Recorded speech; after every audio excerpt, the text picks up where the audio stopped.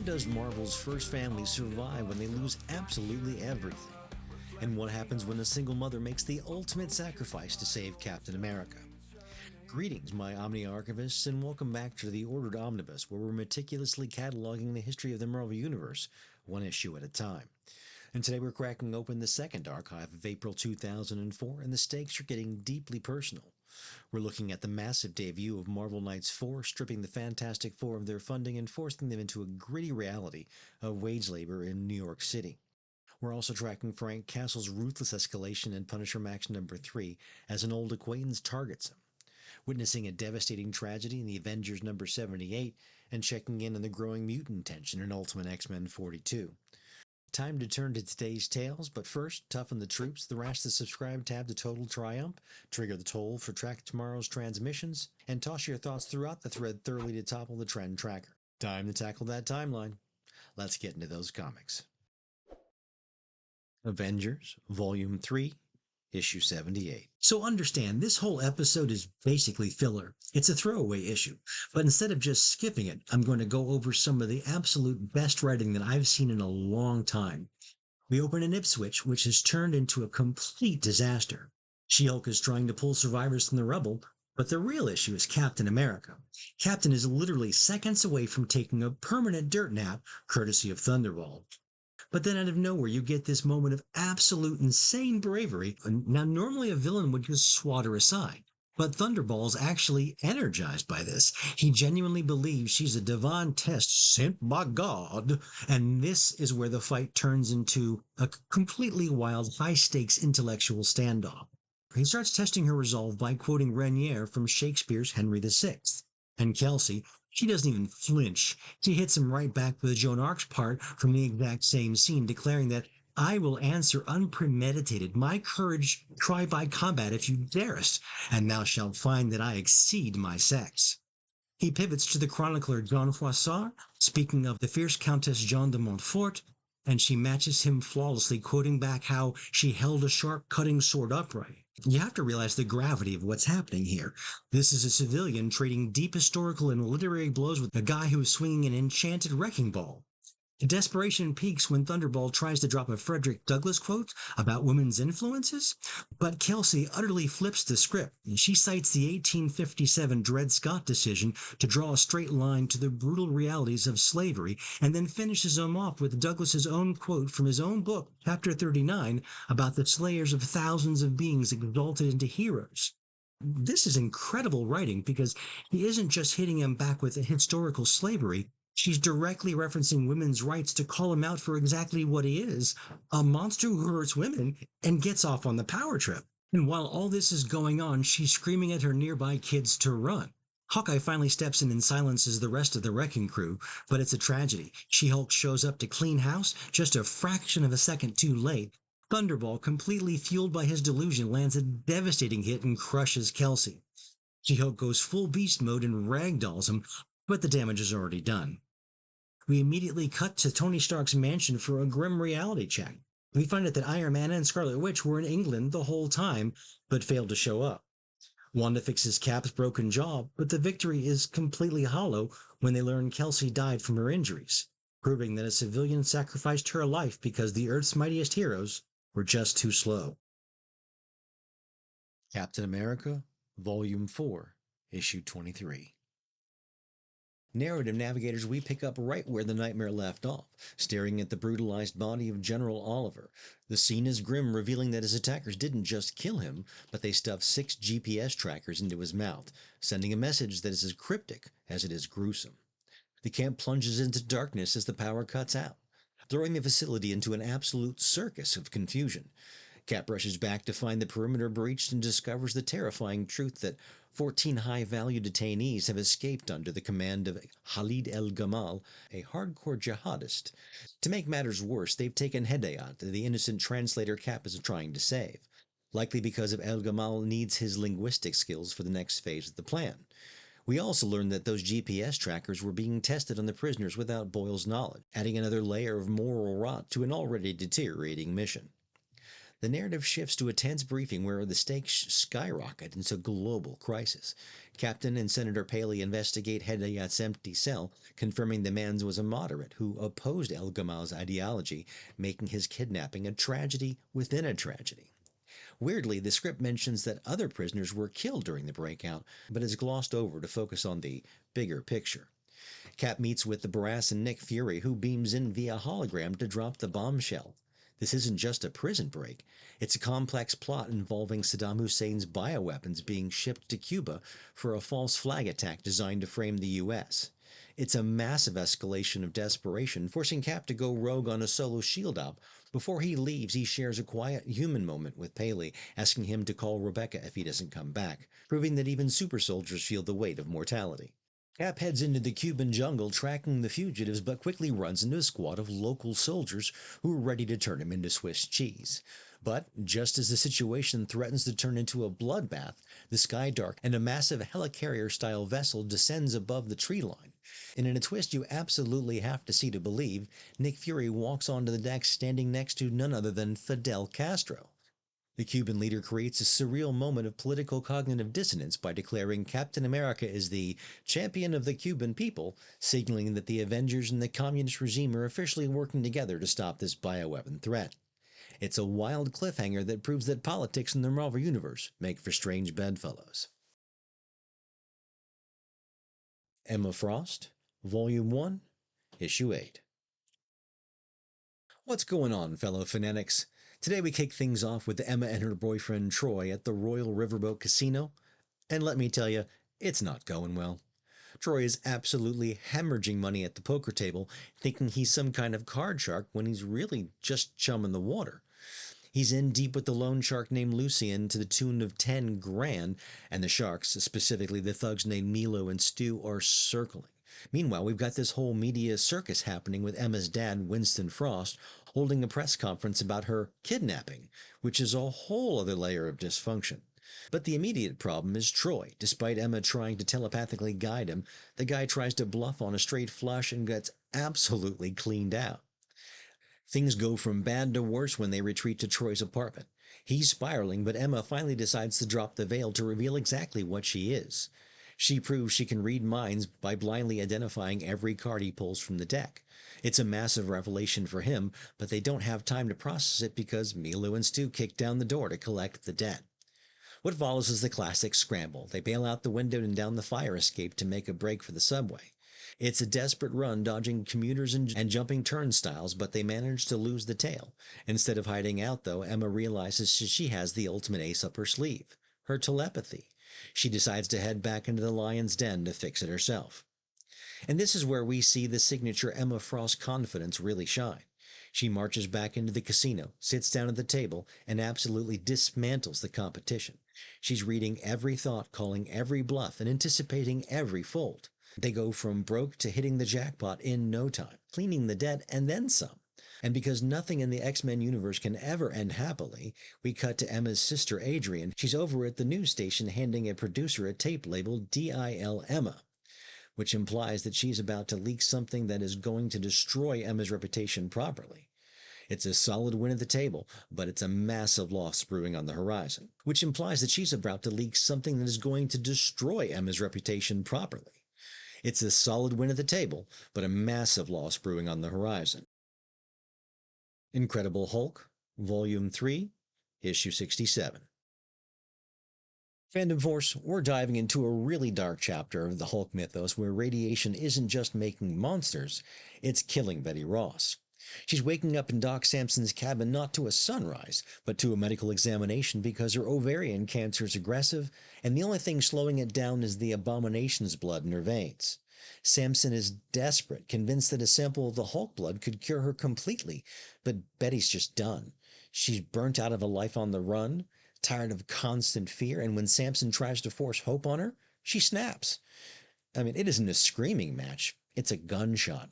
Betty Ross shoots her doctor, collapses his cabin, and tries to flee in a chopper, proving that the emotional toll here is just as lethal as the gamma radiation. Meanwhile, over at the diner, we shift the genre from a medical drama to a straight-up survival horror. Nadia wakes up to screams and a power outage, wandering through the dark only to find slime dripping on her shoulder from a massive insectoid creature clinging to the ceiling. It is classic monster movie atmosphere. She runs outside thinking she might be safer, only to stumble upon a dug-up grave. Specifically the one where Bruce Banner's clone was just buried. I mean, the corpse didn't get dug up from the outside, it clawed its way out from the inside. And just when she's about to be torn apart by coyotes, this evolving monstrosity steps in to save her. But its protection feels more threatening than the predators it just scared off. The tension is absolutely suffocating because you have two simultaneous disasters unfolding. Samson survives the collapse and the gunshot, forcing his way to the chopper because he refuses to let Betty die, even if she wants to. On the flip side, we're seeing the return of something grotesque that is clearly connected to the abomination and the twisted science of home base. It sets up a scenario where Bruce Banner is missing, his greatest love is self-destructing, and the creature born from the dead clone is roaming the desert. It's a messy, chaotic scramble for survival where the lines between friend, foe, and monster are getting incredibly blurry. This is a massive gamma-rated cliffhanger to leave Bruce Banner on, but before we jump into our next book, we need to take a quick breather from the battlefield. If you've been paying close attention to the splash pages in these issues, hello Fanatics, let me share something I've noticed while meticulously cataloging these credit pages since our very first episode. The sheer number of different editorial flavors it takes to keep the Marvel Universe running is staggering. But what's even crazier is how fluid these roles are at the very top. You look at the visionaries like Joe Quesada, who isn't just sitting in his ivory tower as the editor-in-chief. The man gets into the trenches as the editor, story editor, and even as assistant managing editor.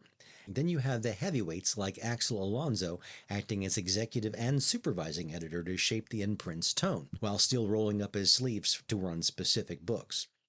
But a creative vision doesn't mean anything if the book doesn't actually print, which brings us to the logistical backbones of the bullpen. When you see names like Nancy DeCasian and Kelly Lammy popping up in the managing and associate managing editors, these are the logistic masters who build the brutal production schedules.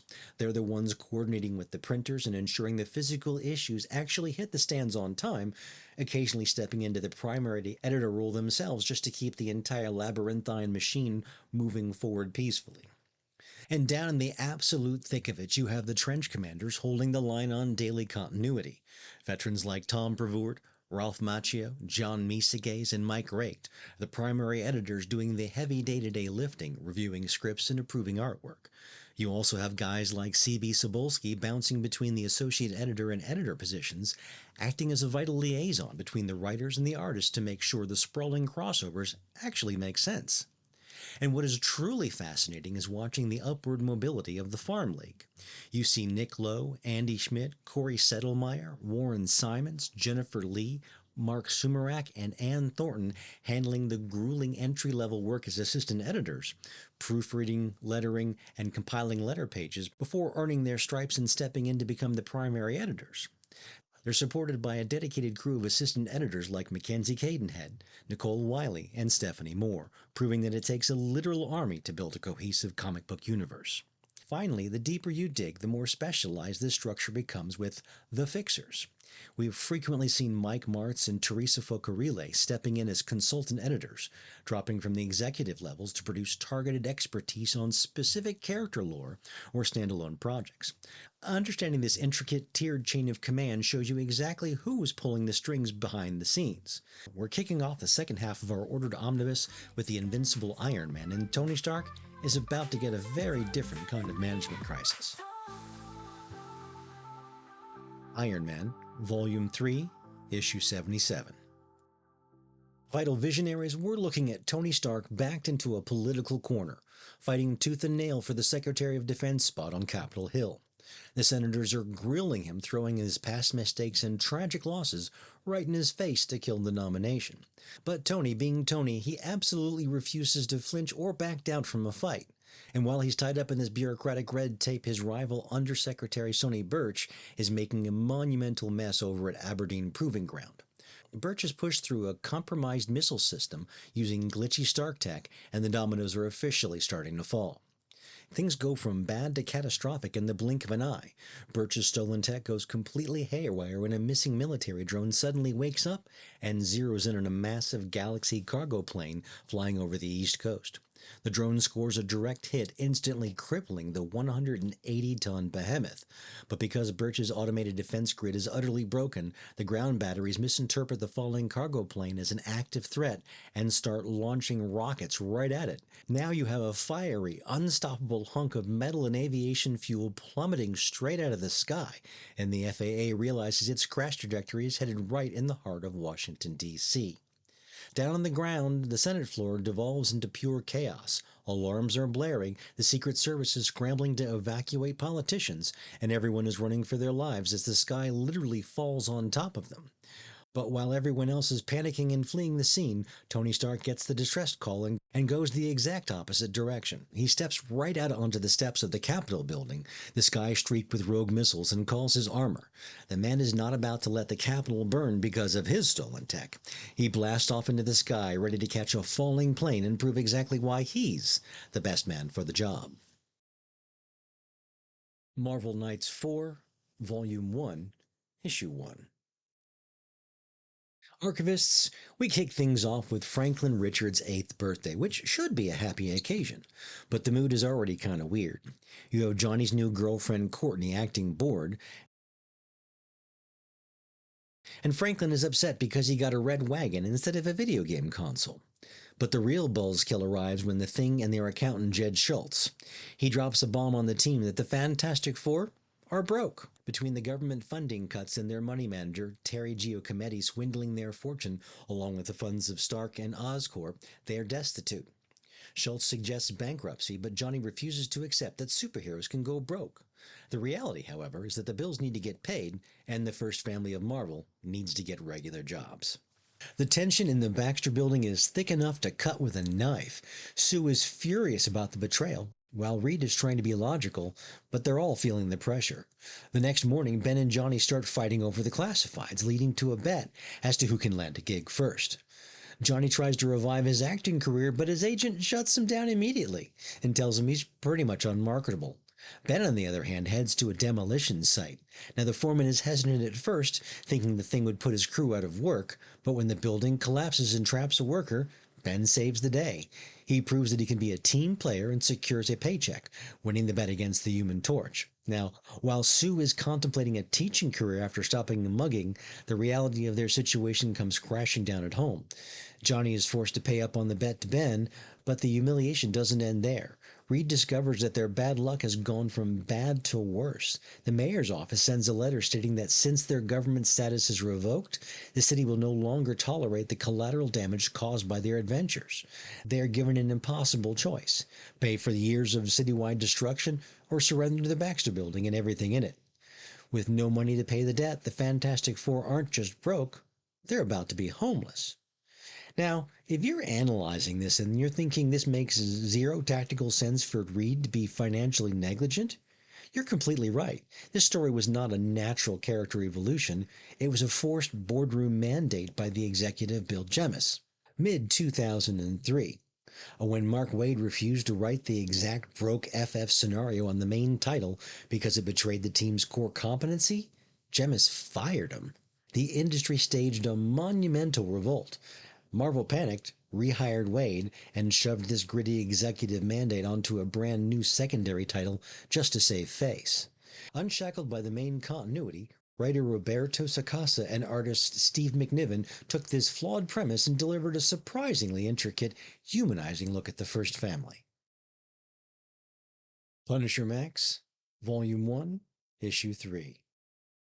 The criminal underworld is in a state of absolute disarray, and we, the true believers, see the sharks starting to eat their own. Larry Barucci visits the last living capo, Big Jackie, in the hospital to tell him he brought in Nikki Cavella to solve the Punisher problem. Jackie hates the idea, essentially ordering Larry to send that trash home, but the power dynamic has already shifted. As soon as Larry leaves, Inky and Pitsy enter the room and suffocate the old man. Now, a little bit of context on Inky here. He got the nickname because of the first guy he ever killed. He did it by driving a pen through the man's eye and into his brain. It establishes just how ruthless this new generation of mobsters is compared to the old guard they just eliminated.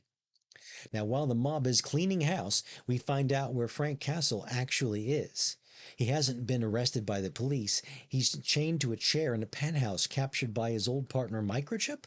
Micro reveals that he had to use 7 stun rounds just to take Frank down, which is a testament to Castle's durability, but the interrogation gets personal fast. Micro fans out photos of Frank's murdered family, trying to rattle him. He dives into a shared history referencing the events in the Bourne Limited series by claiming that Frank didn't start killing because of his family, but because he fell in love with a darkness in Vietnam. Frank's response is chillingly simple. Put those pictures away, or he'll kill you. The tension is building on multiple fronts. You have a CIA spook named Roth sent to silence an eyewitness, only to get snatched off the street by Nicky Cavella and his crew, who promise to torture him for information. But back at the penthouse, O'Brien, who's been listening to the interrogation, tries to warn his boss, Bethel, that they are making a massive mistake. She uses a great metaphor about how you can never truly tame a tiger, implying that Frank is a force of nature that they can't control. The issue closes with Microchip pivoting from intimidation to negotiation. He tells Frank he doesn't believe he's insane, and he offers a deal that would allow Frank Castle to walk away from war forever. Ultimate X-Men, Volume 1, Issue 42. We kick off with a level of political paranoia that really defines the Ultimate Universe.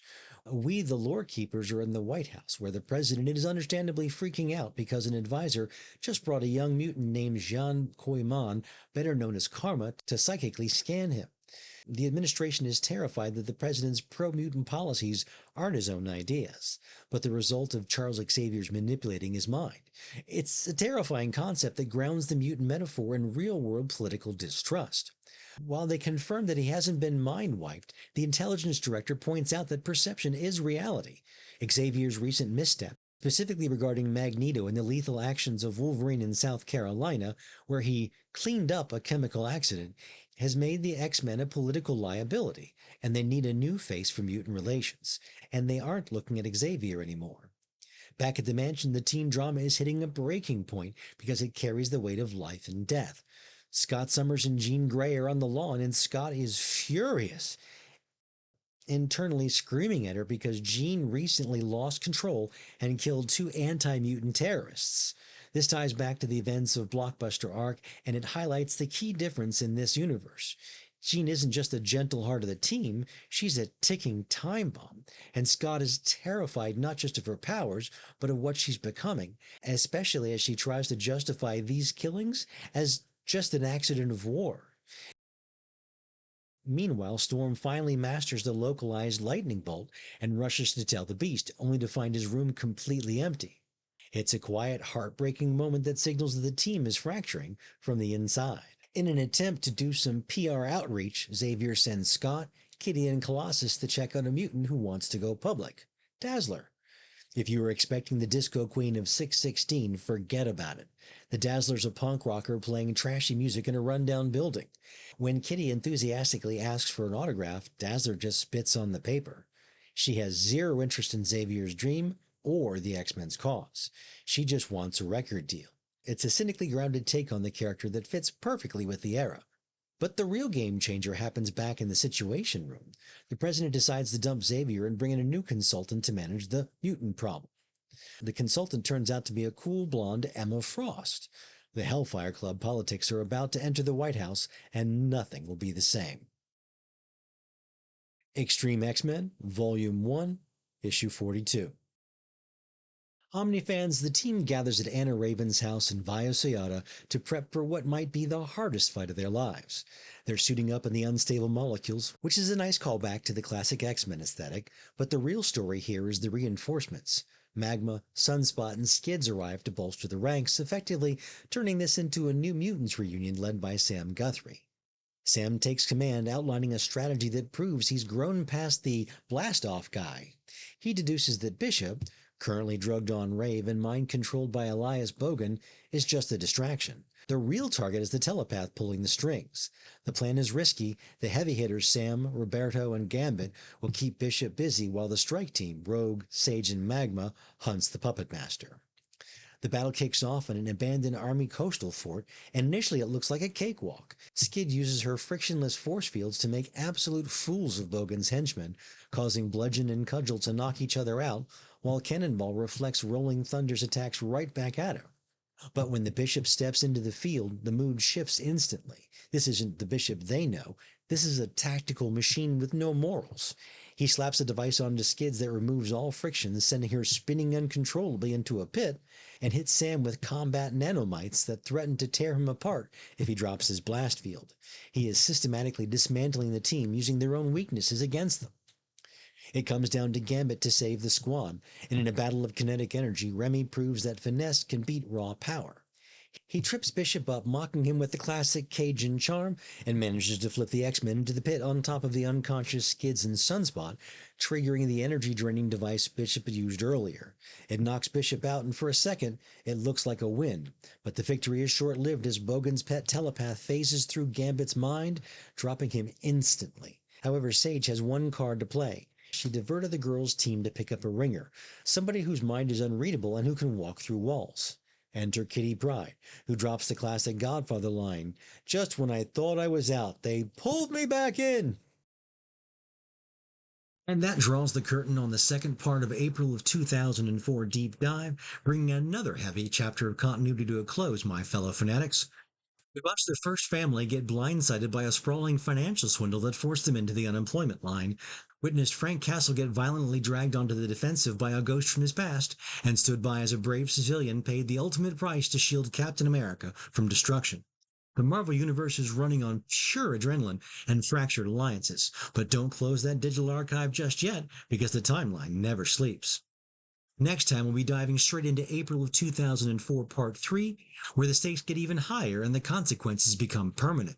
We'll be tracking a monumental shift in the superhero journalism with the debut of Pulse issue number 1, watching Reed and his team execute a full-scale extraction mission into the hereafter in Fantastic Four 510, analyze Matt Murdock's brutal fight to maintain control of Hell's Kitchen in Daredevil issue 57, and breaking down intricate mutant tensions boiling over in X-Men number 153. Before we log off, decimate that subscribe button, detonate the notification bell, and deploy your thoughts in the comments to completely dismantle the algorithm. The board is set for sweeping changes that will alter the Marvel landscape forever, so make sure you keep your reading order strict and your continuity catalog. We'll be seeing you next time. These are the apps we'll be focusing on next week. Same ordered time, same ordered omnibus.